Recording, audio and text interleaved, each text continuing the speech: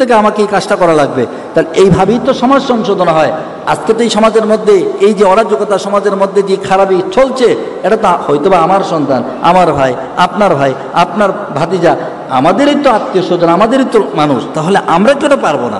আমাদের বিচার কেন মানুষ করতে আসবে? আমার সন্তানের বিচারটা তো আমি করতে পারি।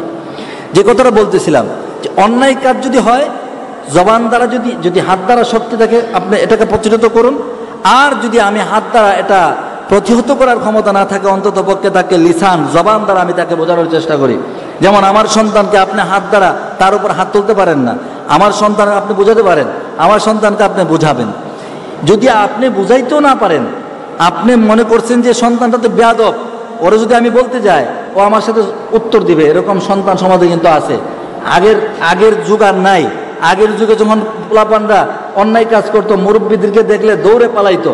আর এখন পোলাপান হাতে সিগারেট নিয়ে মুরব্বীরে বলে, চাচা গ্যাসলাইট আসেনি, গ্যাসলাইট। ওই যে মুরব্বীর কাছে গ্যাসলাইট চা, সে সিগারেট খাইব। এরকম অবস্থা সমাজের মধ্যে হয়ে গেছে আজকে সমাজের অবস্থা। এটা হলো কেন?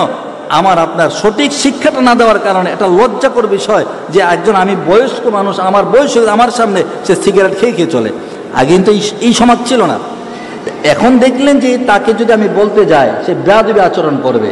এখন আমার উচিত হলো যে আমি তাকে এই অন্যায় কাজ থেকে বিরত রাখার জন্য তার গার্ডিয়ানের দ্বারস্থ হওয়া, তার আত্মীয় স্বজনের দ্বারস্থ হওয়া, তার গার্ডিয়ান যারা আছে, তার অভিভাবক যারা আছে, তাদেরকে বোঝানো, দেখেন আপনার ছেলেটাকে সামলান। যদি সন্তানটাকে না সামলাতে পারেন, তাহলে কিন্তু তার বিরুদ্ধে আইনানুগ ব্যবস্থা নেওয়া হবে। এইভাবে আমাদেরকে সমাজকে সংশোধন করা লাগবে। তো এই তিনটা গুণ, ঈমান, আমল এবং সৎ কাজের আদেশ, অসৎ কাজের নিষেধ, এই তিনটা গুণের এডিশন, এই তিনটা গুণের সমন্বয় যদি আমার আপনার মধ্যে থাকে, আল্লাহর রহমতে আমরা কেউ ক্ষতিগ্রস্ত হব না। আমরা আল্লাহর জমিনে, আসমানের নিচে জমিনের উপরে আমাদের মতো সফলকামী কোনো মানুষ হতে পারে না। আর যদি আমার আপনার মধ্যে এই তিনটা গুণের কোনো একটা গুণ না পাওয়া যায়, তাহলে আমিও ক্ষতিগ্রস্ত।